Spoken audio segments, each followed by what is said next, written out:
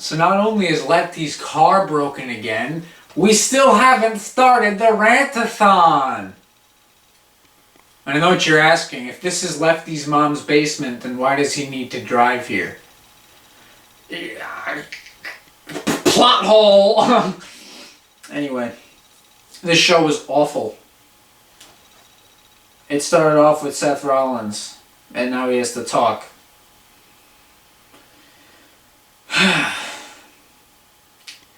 He says that the triple threat match between the Shield members is everybody's dream match. No, the dream match was for Roman Reigns to fight Dean Ambrose and Seth Rollins. Not for Family Man to fight fucking Diaper Dildo Boy and the Crazy Guy. That's nobody's dream match. That's a living nightmare on earth. Maybe that's some like gay porn addict's dream match because he gets to see 3 homoerotic cocksuckers flop around and drip sweat all over the ring. But actual wrestling fans and fans of The Shield don't want to see this. This is a nightmare, especially because it's relegated to the Battleground pay-per-view event on the WWE Network for $9.99 there, John. Anyway. He decides it'd be a good idea to cut a pseudo cornball pipe bomb about Roman Reigns getting suspended. Hi, Hulk, I'm breaking the fourth wall. Roman Reigns is suspended. What does he say about it? I already forgot. He says that Roman Reigns has no friends and no fans. Which was actually kind of funny, but it still sucked. And then he says, I beat Roman Reigns in Money in the Bank. That's all promos are nowadays. They tell you what they did at the last pay-per-view. No matter how recent or how seemingly irrelevant it is. And then he says, I shouldn't have to fight a Cupcakes match. I won a one-on-one and never lost the title, blah, blah, blah. Whatever. That retard Ambrose comes out and Saxton says, Ambrose has turned the WWE on its head. You're like, how? He's a garbage champion who can't draw. That's what every champion before him has been doing. That's what every champion since CM Punk was doing. How is he turning WWE on its head? He's continuing the same bullshit. Why is that big heart here, John? You're John a little bit crazy here, John? Anyway. Cole tells us that Ambrose cashed in the Money in the Bank contract and won the title. Because we didn't know that, so Cole had to tell us that my slice isn't for me testing what you. And JBL proceeded to do his cornball. Mario! Ambrose is the champion, Mario! So Ambrose says, this is, Roman Reigns makes mistakes, but everybody makes mistakes. Because he's a real lunatic, and that's what a lunatic would say.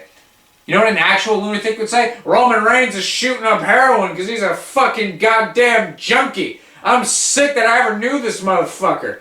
Roman Reigns is a fucking drug addict. He should fucking OD and die. Get hepatitis from a needle, cocksucker. That's what a real lunatic would say. Instead he says, well, everybody makes mistakes. Like a real Nick Jr. fucking character. And then he says, is this about Roman or is this about this? And he holds up the title. And I'm like, what do you mean is this about this? Seth Rollins came out and said, I don't like Roman Reigns. He's an asshole for getting suspended. And then Dean Ambrose says, well, are you talking about Reigns or are you talking about this? What the fuck does that even mean? These promos suck and these people are all terrible at delivering them. So then AJ Styles comes out in his winter gear with a jobber vest that has fucking Jap writing on it. Get it? Because he wrestled all over the world. I'm sure somebody ejaculated at the sight of that knee. I vomited. I emitted a different bodily fluid. So he comes out and he says, I should be in the triple threat match for no reason. And then Dean says, well, I don't make decisions around here. I'm like, what do you mean you don't make decisions around here? How many times have you exercised magical booking power? Now all of a sudden you don't have the power to make decisions. Yeah. I love the consistency on WWE programming these days, guys. It's really interesting stuff. So then Dean says, you know what, we can make a fatal four-way if you want. I'm a fighting champ. It's what I do. I fight because I'm a lunatic. I love getting beaten up. So then Cena comes out and he's like, Dean, I like your fighting spirit. Why don't you make it a five-way? Because you done gotta go through me, Jack. And then he started for no reason making local references to Tampa. This guy, like, it's really hard to pretend to like John Cena. I love Tampa. I'm here in Tampa. We love Tampa. Tampa nightclubs, Tampa sports teams, the nation. But we love him. He's the best guy they got. So then Seth starts complaining, guys, I don't want to fight a fight. I deserve a one-on-one match for the title. I never lost any kind of match that broke Cena's nose. So Stephanie flies out with her bingo wings and she says, Dean Ambrose is the champion.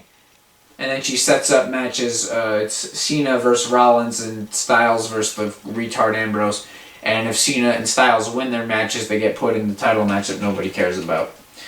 So that's our opening segment. It was a clusterfuck of annoying bullshit. Every fucking opening segment is just people getting interrupted by some jobber's theme music and then they come out and add to the drivel. I'm sick of this boring drollery. Whatever. So it's announced that the highlight reel with Sami Zayn and Kevin Owens is going to be on later tonight. And you bet your bottom dollar I didn't watch that shit. We get Diva backstage shit, and then we get Diva shit in the ring, and then we get Titus O'Neil versus Rusev again. We have to see the clip of Rusev yelling Futria at Titus's dumb kid again. And to all the black people watching this video, what is with this trend of you dyeing your hair blonde? It looks like you have Cheetos growing out of your head. Can you not do that?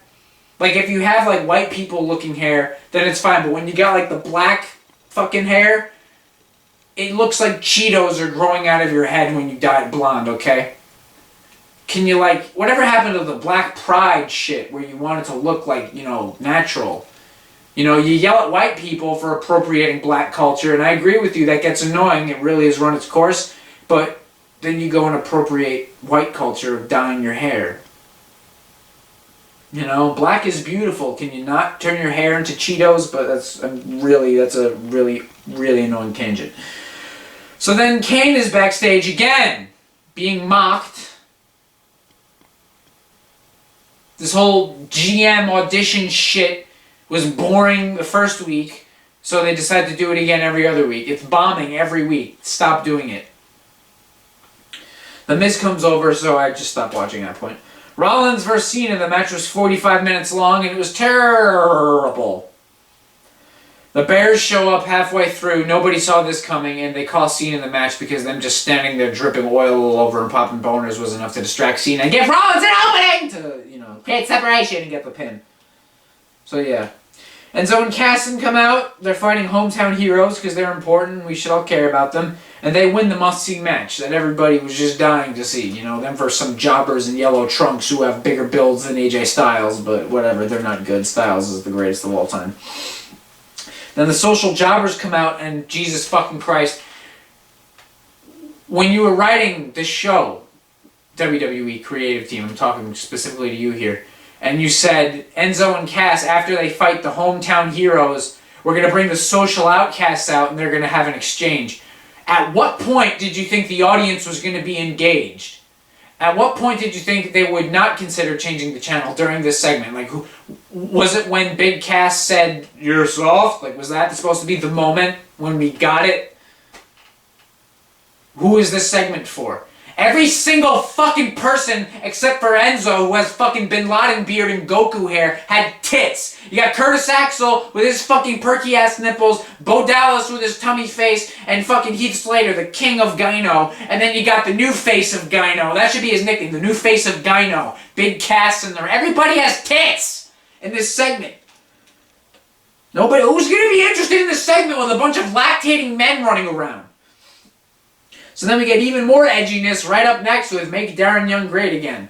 You're really missing an opportunity for Make Darren Young Straight Again. In light of the Orlando shooting, I think that would be the perfect segment to go on. You can have him fight fucking Enzo because his homosexuality conflicts with his Muslim beliefs. Like, you can do so much shit with a Make Darren Young Straight Again gimmick with the influx of guys with Bin Laden beards on the roster. But no, just have Bob Backlund scream into a camera for 25 minutes in segments that were clearly shot in 20 minutes all in the same day.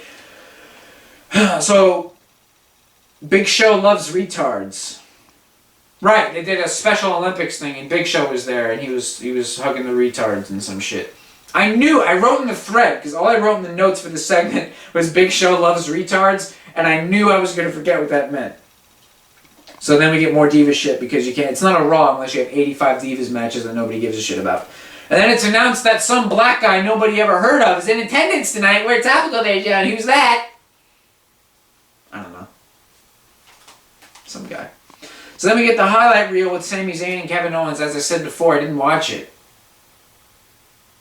I don't care. Because you know what this segment was? It was Chris Jericho saying, so, why don't you tell me about your great feud? Instead of actually them having a great feud. It's just more them telling us they have a great feud, and then them rolling around and sweating on each other, again, for the 12th week in a row. Why are these guys allowed to breathe oxygen?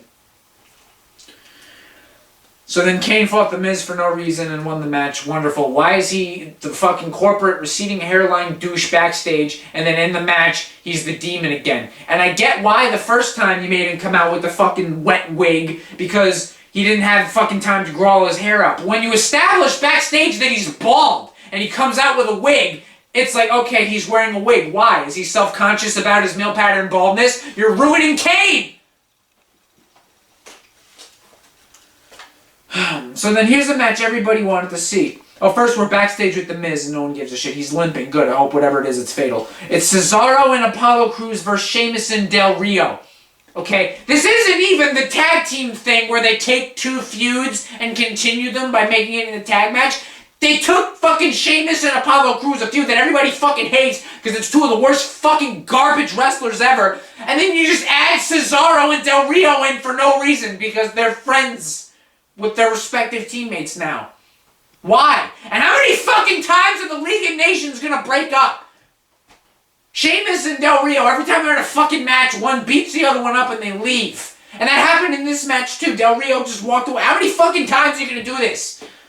They're just assuming nobody watched, so they have to reestablish that the League of Faggots is no longer a thing. Wonderful. I don't give a shit. We had a Cornball Ambrose interview, and Stephanie interrupts and says, I don't like you. Great, Stephanie. Nobody likes you either with your fucking horse face. So the New Day come out, and they're dressed like the Wyatts, and it was an attempt at humor that was completely lost on everybody because nobody was in the mood to laugh after this fucking show. After what you put people through, you have the nerve to try to perform comedy. This is like putting on a minstrel show in a cancer ward for children. So then the Wyatts come out, and a worthless, waste of time, trash promo was cut by big fat retard Bray. Well, we're gonna destroy the will. You tell people what they want to hear, but we tell them what they need to hear. Can you just eat a cheeseburger and get a heart attack, piggy? He's like Piggy from the fucking Lord of the Flies. I hope someone throws a giant rock at him and he fucking explodes.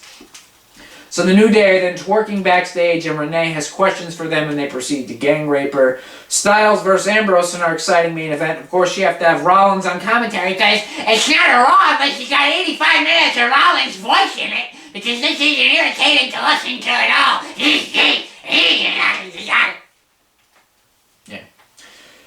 Yeah. So nobody saw it coming, but Cena came out, distracted Styles, and Ambrose got the pin. What a unique and interesting direction to take this in. The club then beat up Cena. Rollins beats up Ambrose.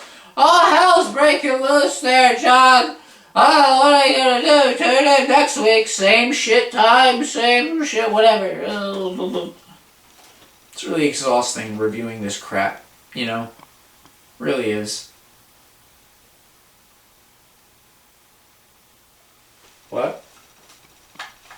Oh, fuck who? Sami Zayn. It's not AJ Styles. It's fuck Sami Zayn. I'm never going to get used to this. Fuck Sami Zayn.